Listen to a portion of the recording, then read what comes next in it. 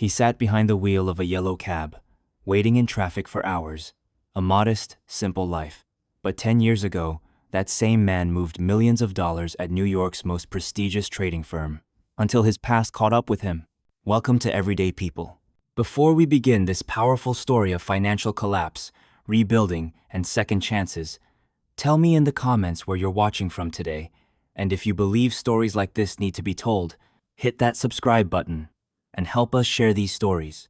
On Manhattan streets, a yellow taxi worked every day from 6 a.m. to midnight, license plate 7A42.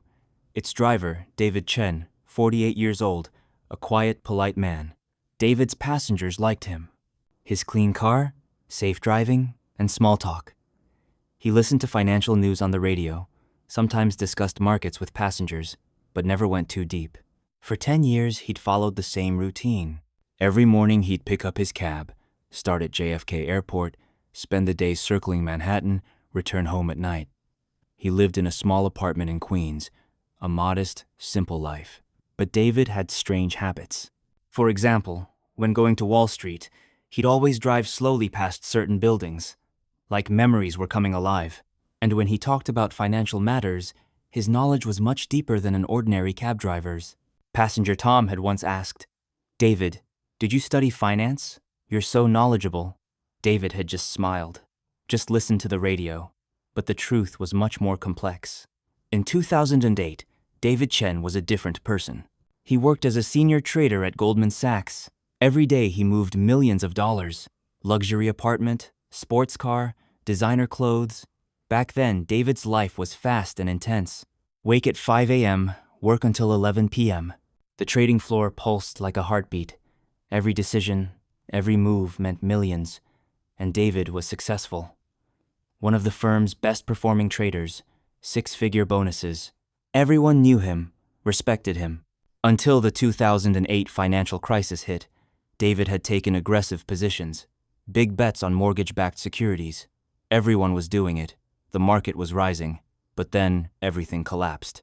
In 1 week, David's portfolio lost $47 million, one of the firm's biggest losses. Upper management panicked. David was fired. His license was suspended, his name blacklisted on Wall Street, and his personal wealth was gone too. He'd lost his own money. He lost his apartment, sold his car. His wife filed for divorce. Within 6 months, David's life had completely collapsed. And then silence. David disappeared. Wall Street circles forgot. Some thought he'd moved to another city. Some talked about worse scenarios. But David was in Manhattan, just living in a different world. At first, he fell into depression, didn't leave home for months. Then one day he asked himself a question. What should I do now? The answer was simple. Start over. But this time differently. He got a taxi driver's license, rented an old yellow cab, and returned to Manhattan streets. But this time from behind the wheel. The first years were hard, physically exhausting, financially difficult. But David discovered something. Peace. No more daily stress of millions of dollars, just safely transporting passengers. 10 years passed. David adapted to taxi driving, rebuilt his life. A small but comfortable apartment, steady income, simple pleasures, and now he could sleep at night. Until that evening. It was a cold November night. 10:30 p.m.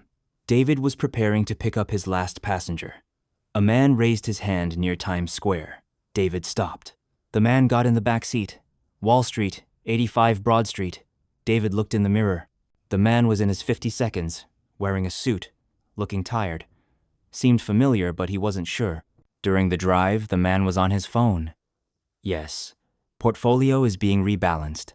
Market volatility is very high. We need to strengthen hedge positions. David's heart raced.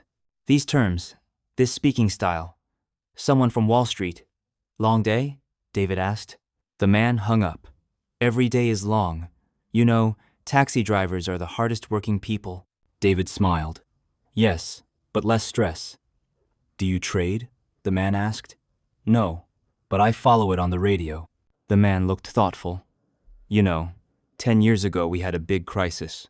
Markets have changed a lot since then. David's hands tightened on the wheel. Yes, 2008. A lot of people lost everything. Did you know anyone? David hesitated. Yes, I knew people. The man leaned forward. Are you David Chen? David's breath stopped. He looked in the mirror, really studied the man, and recognized him. Richard Morrison, one of his former bosses. Richard? My God, it really is you. David Chen, one of Goldman's best traders. What happened to you? David drove silently, then took a deep breath. I lost, Richard. Lost everything. 47 million. Then my job, my home, my family, everything. Richard was shocked. But, you're driving a cab now? For 10 years. And you know what? I'm happy for the first time. Richard was trying to understand. But you were a brilliant trader. You could come back. David smiled. No, Richard. That world is finished for me. But this new world is better. They arrived at 85 Broad Street. Before getting out, Richard looked at David. David, why are you happy? You lost millions. David's answer was surprising. Because now I have nothing to lose. And every day I meet new people, hear their stories. I'm not making money, but I'm gaining life. Richard got out, but stopped. David, let's get coffee. I want to talk to you. The next week, Richard and David met at a cafe. Richard was curious. David was relaxed. Do you have regrets? Richard asked. The first years, a lot. But now? No. That life was destroying me. Now, I'm free. Richard looked thoughtful. But you have talent. You could do consulting, teach. David nodded. Maybe someday. But right now, I just want to drive a cab. Word spread quickly. Wall Street circles heard David's story. Some were shocked, some understood. But David didn't change. He still picks up his cab every morning, drives Manhattan streets. Only now some passengers recognize him. Aren't you that trader? They'd ask. I was, David would say. Now I'm just a cab driver. And so we learned that success isn't measured only by money.